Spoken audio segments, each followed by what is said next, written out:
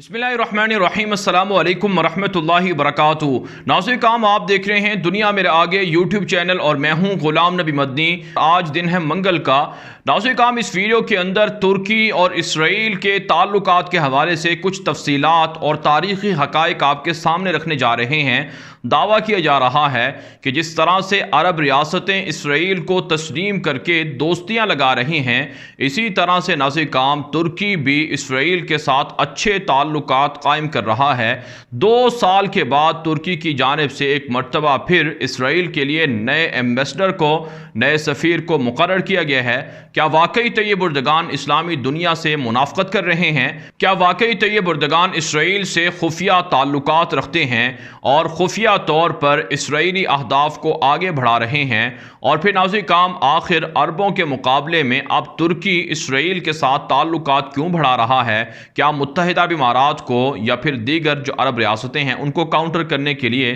Tayyip Erdogan Israel से ताल्लुकात बना रहा है, या कहानी कुछ और है, हक़ाइक़ कुछ और हैं? इस हवाले से तफसीलात फराहम करेंगे। फिर नाज़रीन काम आने वाले दिनों में कौन कौन सी ऐसी रियासतें हैं मुसलमानों की जो इसराइल को तस्लीम कर सकती हैं, और जो ट्रंप के बाकी 25 दिन रह चुके हैं इक़्तिदार के, कहा जाता है उसमें मज़ीद 20 मुसलमान या अरब रियासतें इसराइल को तस्लीम करने जा रही हैं। इस दावे में कितनी हकीकत है, कितनी सदाकत है, तफसीलात आपके सामने रखेंगे। फिर नाज़रीन काम तुर्की के मशरिक़ वस्ता के अंदर बढ़ते हुए असर रसूख के हवाले से, बिलखुसूस सऊदी अरब और ईरान के साथ जो चपकलश है इस हवाले से, और इराक़ के साथ जो दोस्ती है वो तफसीलात भी रखेंगे। और यूरोप है तुर्की से क्यों खौफज़दा है और तुर्की के पास अब क्या प्लान मौजूद हैं कि यूरोप को तुर्की काउंटर करे, ये भी आपको बताएंगे। और फिर नाज़रीन काम सऊदी अरब के ख़िलाफ़ मुसलसल हमले शुरू हो चुके हैं। जद्दा के अंदर गुज़श्ता रोज़ एक मरतबा फिर हमला हुआ है। सऊदी अरब के बाहरी ऑयल टैंकर को टारगेट किया गया है। इससे पहले नाज़रीन काम तकरीबन 1 माह पहले जद्दा के अंदर अरामको के जो प्लांट्स हैं उनको टारगेट किया गया था। सऊदी अरब पर यह हमले कौन कर रहा है, क्यों कर रहा है, और यमन की ताज़ा सूरत हाल क्या है? यमन के अंदर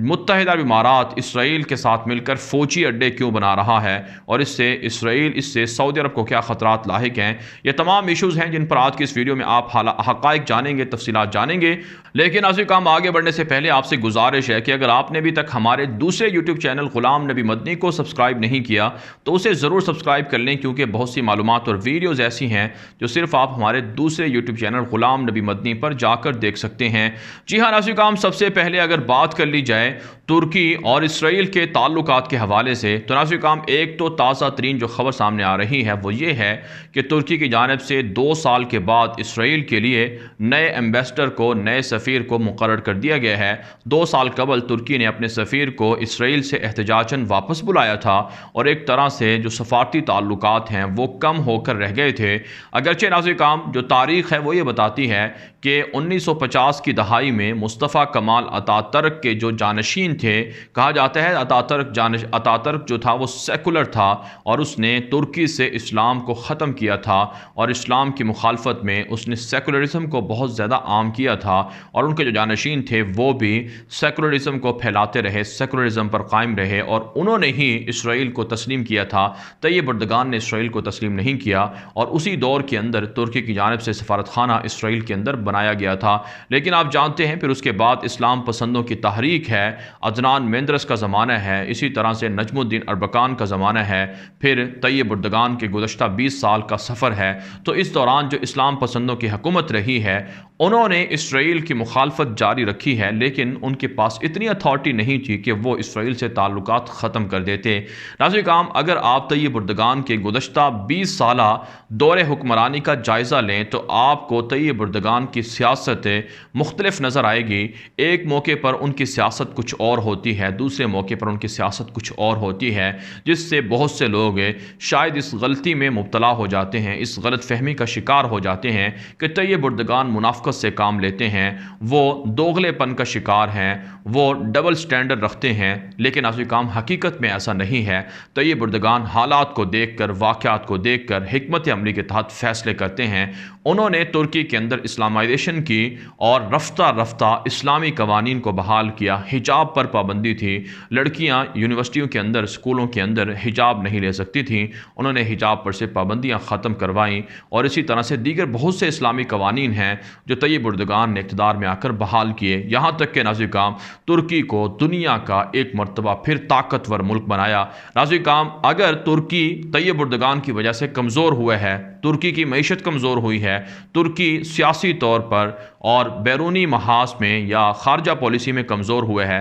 تو پھر یورپ کو کیا مسئلہ ہے کہ یورپ کے 40 ملک اکٹھے ہو کر ترکی پر حملہ کرنا چاہتے ہیں، ترکی پر پابندیاں لگانا چاہتے ہیں، ترکی کو کاؤنٹر کرنا چاہتے ہیں۔ یہاں تک کہ ناظرین کرام برطانیہ کا وزیر دفاع کہتا ہے کہ ترکی کی ڈرون ٹیکنالوجی سے پوری دنیا کو ڈرنا چاہیے۔ پھر آخر کیا وجہ ہے کہ امریکہ ترکی پر پابندیاں لگاتا ہے، اور اسی طرح سے روس ترکی سے ڈرتا ہے، اور عرب ریاستیں ترکی سے خوف زدہ ہیں۔ اگر واقعی ترکی طیب اردگان نے کمزور کر دیے ہے تو دنیا ساری کی ساری ترکی سے خوف زدہ کیوں ہے؟ کیوں مغربی اخبارات کے اندر، مغربی میڈیا پر اور اسرائیلی میڈیا پر مسلسل طیب اردگان کے خلاف یہ پروپیگنڈا کیا جا رہا ہے کہ انہوں نے خلافت عثمانیہ کو زندہ کر دیا ہے، بحال کر دیا ہے، لہٰذا پوری دنیا کو ڈرنا چاہیے۔ ناظرین کرام یہ باتیں اور یہ حقائق ہمیں یہ بتاتے ہیں کہ دراصل طیب اردگان نے ترکی کو کمزور نہیں کیا بلکہ ترکی کو طاقتور ملک بنایا ہے، ترکی کو ایک ایسا مضبوط ملک بنا دیا ہے کہ آج یورپ بھی ان سے ڈرتا ہے، اور آج امریکہ بھی ان سے خوف زدہ ہے، اور آج ناظرین کرام عرب ریاستیں بھی ترکی سے خوف زدہ ہیں، اسرائیل بھی خوف زدہ ہے۔ تو بہرحال ناظرین کرام بات کر رہے تھے اسرائیل کے ساتھ ترکی کے تعلقات کی، تو طیب اردگان کا جو 20 سالہ دور ہے اس کے اندر فلسطینیوں کے لیے بہت زیادہ بڑے بڑے فیصلے کیے گئے ہیں۔ ناظرین کرام آپ جانتے ہیں غزہ کے اندر مسلمانوں کا محاصرہ کیا گیا تھا، 2006 کے بعد مسلسل حملے ہوئے تھے، اور اس دوران ناظرین کرام غزہ کے اندر غذائی قلت تھی، بحران تھی۔ اسرائیلی یہودیوں کی پلاننگ یہ رہی ہے کہ وہاں فلسطینیوں کو پہلے تو بآسانی ہجرت پر مجبور کیا جائے، انہیں ڈرایا جائے، دھمکایا جائے، اگر وہ مقابلے پر آئیں، لڑنے کے لیے آئیں تو ان پر بمباری کی جائے، ان کے ساتھ لڑائی کی جائے، ان کو مارا جائے۔ غزہ کے اندر ناظرین کرام رپورٹیں سامنے آ چکی ہیں کہ 88% لوگ غربت کا شکار ہیں، غریب ہیں، ان کے پاس جو مناسب سہولیات ہیں رہنے کے لیے، زندگی گزارنے کے لیے وہ نہیں ہیں۔ تو اسرائیلی یہودیوں نے غزہ پر بمباریاں کی تھیں، غزہ کا محاصرہ کیا تھا، اور وہاں لوگ فاقہ کشی کا شکار ہوئے تھے، فاقہ پر مجبور ہوئے تھے اور بھوک سے مر رہے تھے۔ طیب اردگان اسلامی دنیا کے واحد لیڈر تھے جنہوں نے غزہ کے لیے جو بحری جہاز ہیں، امدادی جہاز، وہ روانہ کیے تھے اور غزہ کے مسلمانوں کی مدد کی تھی، لیکن ان جہازوں پر اسرائیلی فوج نے حملہ کر دیا تھا، جس کی وجہ سے متعدد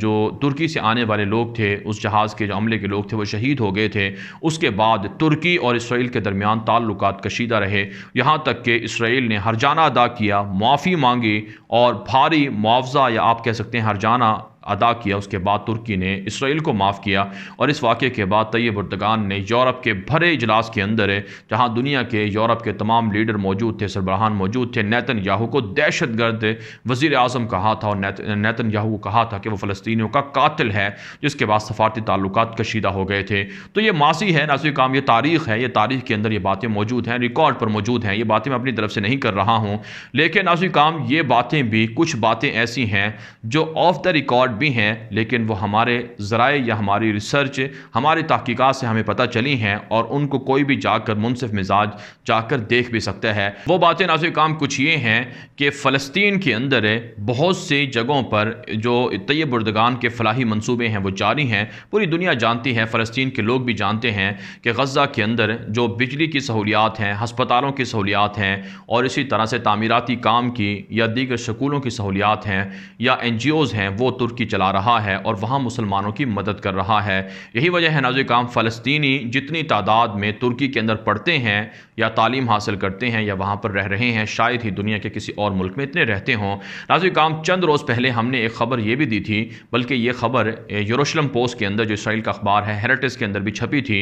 کہ جو سعودی ہیں ان کو ترکی کے مقابلے میں فلسطین کے اندر اسرائیل چاہتا ہے کہ ان کو اثر و رسوخ کرنے کی اجازت دی جائے، تاکہ ترکی کا اثر و رسوخ فلسطین سے ختم ہو، کیونکہ ترکی فلاحی کاموں کے ذریعے سے فلسطینیوں کی حمایت حاصل کر رہا ہے اور مسجد اقصیٰ کو آزاد کروانے کے لیے پلاننگ کر رہا ہے، لہٰذا سعودی عرب کو ترکی کے مقابلے میں وہاں پر لایا جائے، اس کے لیے سعودیوں کو اجازت بھی دی گئی ہے۔ یہ کچھ دن پہلے یہ خبر نشر ہوئی ہے، لیکن عزیز کام حقیقت یہ ہے کہ طیب اردگان نے وہاں فلسطینیوں کے لیے جہاں بہت سے فلاحی کام شروع کروائے، وہاں پر فلسطینیوں کو اپنے گھر، اپنی زمینیں یہودیوں کو فروخت کرنے سے بھی بیچا ہے۔ ہمارے ذرائع ہمارے ذرائع ہمیں یہ بتاتے ہیں کہ وہ فلسطینی جو مجبوراً اپنی زمینیں اگر اسرائیلی یہودیوں کو بیچنا چاہتے تھے تو ان سے ترکی نے وہ زمینیں خریدی ہیں یا پھر ان کو زمینیں بیچنے سے روکا ہے اور ان کی مالی مدد کی ہے کہ یہ زمینیں تم نہ بیچو، کیونکہ اگر اسرائیلیوں کو یہ زمینیں بیچ دی گئیں تو پھر اسرائیلی بآسانی یہ دعویٰ کر سکتے ہیں کہ یہ زمینیں ہم نے پیسوں کی عوض خریدی ہوئی ہیں،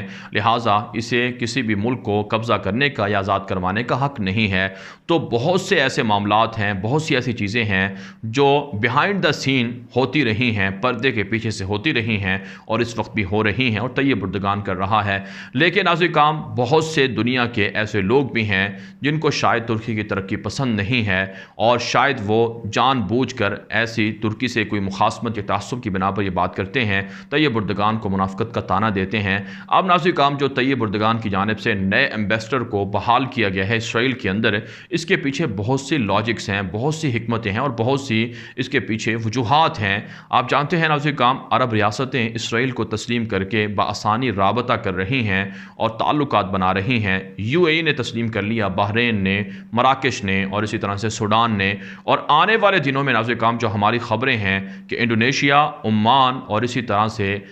کویت اور دیگر ملک وہ اسرائیل کو تسلیم کر سکتے ہیں۔ اور یوں ناظرین کرام کچھ خبریں تو یہ بھی ہیں کہ سعودی عرب بھی اسرائیل کو تسلیم کرے گا، لیکن ہمارے ذرائع یہ بتاتے ہیں کہ فی الحال سعودی عرب اسرائیل کو تسلیم نہیں کرے گا، کیونکہ سعودی عرب کو اپنی اتھارٹی کا، اپنی قیادت کا بھی خطرہ ہے۔ تو بہرحال ناظرین کرام، اب جو طیب اردگان کی جانب سے اسرائیل کے لیے نئے ایمبیسڈر کو مقرر کیا گیا ہے، اس کا ایک ہدف تو یہ ہے کہ عربوں کے ساتھ جو اسرائیل کے بڑھتے ہوئے تعلقات ہیں ان پر نظر رکھی جائے، اور ترکی نہیں چاہتا کہ کسی بھی صورت عرب ریاستیں اسرائیل کے ساتھ کمپرومائز کر کے مسجد اقصی کو گرانے کی پرمیشن دیں، اجازت دیں۔ دوسرا ناظرین کرام ہدف یہ ہے ترکی کی جانب سے اسرائیل میں ایمبیسڈر مقرر کرنے کا کہ ترکی کے خلاف جو اسرائیل بحر متوسط کے اندر سازش کر رہا ہے کہ ترکی کے بحری جہازوں کو یہاں ڈرلنگ نہ کرنے دی جائے، پیٹرول اور گیس کے ذخائر تلاش نہ کرنے دیے جائیں، تو اس پر تجارتی جو ڈپلومیٹک چینلز کے تھرو اسرائیل کو مجبور کیا جائے کہ وہ ترکی پر حملہ نہ کر سکے۔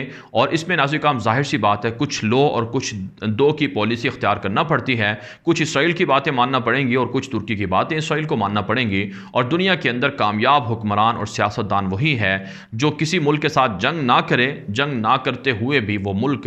اس کے سامنے سر نہ اٹھا سکے، مجبور رہے۔ آپ جانتے ہیں ناظرین کرام، ترکی کے سامنے اسرائیل سر نہیں اٹھا سکتا ہے، اور باوجود اس کے کہ یونان ترکی پر حملہ کرنا چاہتا ہے، فرانس ترکی پر حملہ کرنا چاہتا ہے، مصر ترکی پر حملہ کرنا چاہتا ہے، لیکن اسرائیل کو جرأت نہیں ہو رہی کہ وہ ترکی پر ترکی کی طرف انگلی بھی اٹھا سکے یا ترکی کے خلاف کوئی حملہ بھی کر سکے۔ اس کی وجہ یہ ہے طیب اردگان کی وہ ڈپلومیٹک پالیسی ہے جس کی وجہ سے دشمن بھی ان کے سامنے مجبور ہو جاتا ہے، سر جھکا کر کھڑا ہو جاتا ہے۔ آپ جانتے ہیں ناظرین کرام، روس نے بہت کوشش کی کہ ترکی پر حملہ کر کے ترکی کو توڑ دیا جائے، باوجود اس کے کہ روس کے جو ایمبیسڈر تھے ترکی کے اندر ان کو گولیاں مار کر براہ راست قتل کر دیا گیا تھا، تعلقات کشیدہ ہوئے تھے، ترکی نے روس کے جہازوں کو، ہیلی کاپٹروں کو مار گرایا تھا، شام کے اندر بہت سے معاملات پر اختلاف ہے، لیبیا کے اندر اختلاف ہے، یہاں تک کہ آذربائیجان کا جو قراباخ علاقہ آزاد ہوا ہے، اس کی ناظرین کرام اگر آپ ہسٹری دیکھ لیں جا کے، جو گزشتہ 1.5 ماہ کی جو جنگ تھی، اس جنگ کے اندر ناظرین کرام روس آرمینیا کے ساتھ کھڑا ہوا تھا، لیکن طیب اردگان اور ترکی آذربائیجان کے ساتھ کھڑے ہوئے تھے، لیکن پھر کیا ہوا کہ دشمن کو بھی مجبور ہونا پڑا کہ ترکی کے ساتھ صلح کریں، قراباخ کو آزاد کروائیں، اور روس بھی مجبوراً آرمینیا کی پشت پناہی سے پیچھے ہٹ گیا اور ترکی کے ہاتھوں مجبوراً قراباخ کو آزاد کرنے پر مجبور ہوا۔ تو یہ ناظرین کرام وہ مختلف پالیسیاں ہیں، ڈپلومیٹک پالیسیاں ہیں جن کے ذریعے سے ترکی کے صدر رجب طیب اردگان چاہتے ہیں کہ اسرائیل پر نظر رکھی جائے، اسرائیل کو کنٹرول کیا جائے، عربوں کی جو دوستیاں ہیں ان پر بھی نظر رکھی جائے، اور خطے کے اندر، مشرق وسطیٰ کے اندر ایک مضبوط کھلاڑی کے طور پر کھیل کھیلا جائے۔ آپ جانتے ہیں سیاست ایک بہت بڑا کھیل ہے۔ ناظرین کرام، آج تک طیب اردگان کی جانب سے کسی بھی ملک کے ساتھ کوئی بڑی لڑائی نہیں ہوئی ہے، لیکن لڑائی نہ ہونے کے باوجود طیب اردگان شام کو فتح کر چکے ہیں، عراق کو فتح کر چکے ہیں۔ 17 دسمبر کو عراقی وزیر اعظم مصطفیٰ کاظمی ترکی کا دورہ کر رہے ہیں، تجارتی عسکری تعلقات بڑھا رہے ہیں، اور اسی طرح سے ناظرین کرام فلسطین کے جو مسجد اقصی کے خطیب खतीब हैं शेख इकरमा सिबरी, उन्होंने दौरा किया और उनके साथ तैयब उर्दगान ने उनका इस्तकबाल किया, उनको खाना खिलाया और इसी तरह से आया सोफिया में उन्हें खुतबा दिया, उनके पीछे नमाज अदा की, जो एक तरह से बड़ा पैगाम था कि उस्मानी आ रहे हैं और अपनी जो खिलाफत थी उसे बहाल कर रहे हैं और फ़लस्तीन को आज़ाद करवाएंगे, मस्जिद अक्सा की तवलियत हासिल करेंगे। तो ये सारी चीज़ें दुनिया को एक तरह से पैगाम हैं। और आप जानते हैं नाज़रीन काम, ईरान ने भी आज़रबाईजान की आज़ादी पर या आज़रबाईजान के हालिया दौरे पर शदीद तहफ़्फ़ुज़ात का इजहार किया, तुर्की के ख़िलाफ़ ताल्लुकात बिगाड़ने की कोशिश की, लेकिन तैयब उर्दगान ने ईरान के साथ ताल्लुकात बिगाड़े नहीं हैं। इसी तरह से इसकी मिसाल सऊदी अरब इसकी बड़ी वाज़ेह मिसाल है कि किस तरह से 3 साल हो चुके हैं जमाल खाशोगी का वाक़या हुआ, उसके बावजूद सऊदी अरब ने बड़ी कोशिश की कि तुर्की के साथ लड़ाई हो जाए। CIA, मोसाद और दीगर मुल्क भी कोशिश करते रहे, लेकिन तैयब उर्दगान ने सब्र और तहम्मुल से काम लिया और आज सूरत हाल ये है कि तुर्की के साथ सऊदी अरब दोस्ती करने पर मजबूर हो चुका है और मजबूरन सऊदी अरब के साथ दोस्ती की जा रही है। यहाँ तक कि अरामको जो सऊदी अरब की कंपनी है पेट्रोल की, वो तुर्की के अंदर इन्वेस्टमेंट कर रही है और तुर्की से ड्रोन तैयारे भी सऊदी अरब हासिल करने की कोशिश कर रहा है। तो दुनिया के अंदर नाज़रीन काम कुछ चीज़ें होती हैं, कुछ फैसले होते हैं, वो तहम्मुल से किए जाते हैं, वो उसके लिए बहुत सी जो सियासी आप कह सकते हैं जो बसीरत होती है उसका होना ज़रूरी होता है। और तैयब उर्दगान को वो बसीरत हासिल है और हमें उम्मीद है कि तैयब उर्दगान खिलाफत उस्मानिया को जदीद अंदाज में ज़िंदा कर रहे हैं, बहाल कर रहे हैं। पूरी दुनिया, पूरी इस्लामी दुनिया इसी वजह से उन्हें सराहती है। अब नाज़रीन काम आखिर में बात कर लेते हैं कि फ़्रांस और यूनान और यूरोप तुर्की को टारगेट करना चाहते हैं और हमले करने का इरादा करते हैं, लेकिन तैयब उर्दगान ने उन्हें जवाब दिया है। गुज़श्ता रोज़ एक बयान में कहा है कि कई सालों से यूरोप ने वादा दिलाया कि तुर्की को यूरोपीय यूनियन का हिस्सा बनाया जाएगा, रुकन बनाया जाएगा, लेकिन नहीं बनाया गया। लेकिन अब वो तैयब उर्दगान ने कहा कि तुर्की भी बदला लेगा, जो माशी पाबंदियाँ लगाई जाएंगी रद्द अमल में तुर्की भी अमरीका पर, यूनान पर, फ्रांस पर और इसी तरह से जो यूरोपीय मालिक हैं उन पर पाबंदियाँ आयद कर देगा। साथ साथ नाज़रीन काम इत्तलात ये सामने आ रही हैं कि तुर्की कतर के अंदर फ़ौजी अड्डे को वसअत दे रहा है और सऊदी अरब के अंदर और इसी तरह से बहर अहमर के अंदर, सूडान के अंदर भी तुर्की की फ़ौजी अड्डों में इजाफा हो रहा है। अफ्रीकी मालिक के अंदर भी तुर्की के जो मिशन है उनमें इजाफा देखने में आया है। जहाँ तक नाज़रीन काम बात है कि सऊदी अरब पर हमले हो रहे हैं, इसमें नाज़रीन काम गुज़श्ता 3-4 हफ्ते पहले जद्दा के अंदर अरामको का जो पेट्रोल प्लांट्स था उस पर हमला हुआ। इसमें हूसियों ने हमला किया था, उन्होंने जिम्मेदारी कबूल की। गुज़श्ता रोज़ भी जद्दा के अंदर एक आयल टैंकर पर हमला हुआ है जिसमें भारी नुकसान हुआ है सऊदी अरब को। तो सऊदी अरब ने इस हवाले से दावा किया है कि हूसी और दीगर जो दुश्मन है वो उन पर हमला करके उनको नुकसान पहुँचा रहे हैं। ईरान भी इसमें मुलव्वस है, लिहाजा इसमें अब सऊदी अरब भी हमले करेगा और इसमें नाज़रीन काम सऊदी अरब के लिए भी अब ज़रूरी हो चुका है कि वो भारत के मुकाबले में पाकिस्तान की तरफ आए और पाकिस्तान से हिमायत तलब करे, पाकिस्तान की फ़ौज को सऊदी अरब का दिफा हवाले किया जाए ताकि सऊदी अरब का अच्छे तरीके से दिफा हो सके। जहाँ तक नाज़रीन काम इसराइल और UAE की साजिशें हैं यमन के अंदर, उस हवाले से रिपोर्ट सामने आ रही हैं कि यमन के अंदर फ़ौजी अड्डे मुत्तहिदा इमारात बनाकर वहाँ के अमन को तबाह करना चाहता है। इस हवाले से दुनिया भर के मुख्तलिफ मालिक ने, यमन की हुकूमत ने, अवाम ने UAE के ख़िलाफ़ मुजाहरे किए हैं कि मुख्तलिफ मुल्कों में प्रॉक्सी वार खेलने से UAE बाज रहे, क्योंकि इससे इसराइली अहदाफ को फ़ायदा पहुँच रहा है। बहरहाल नाज़रीन काम इस वीडियो के हवाले से आपकी क्या राय है, अपनी राय कॉमेंट के ज़रिए से ज़रूर हम तक पहुँचाएँ। मज़ीद खबरों के लिए आप हमारे ट्विटर अकाउंट दुनिया मेरे आगे और गुलाम नबी मदनी फॉलो कर सकते हैं। आज के लिए इतना ही, इजाज़त दीजिए। अल्लाह हाफिज़।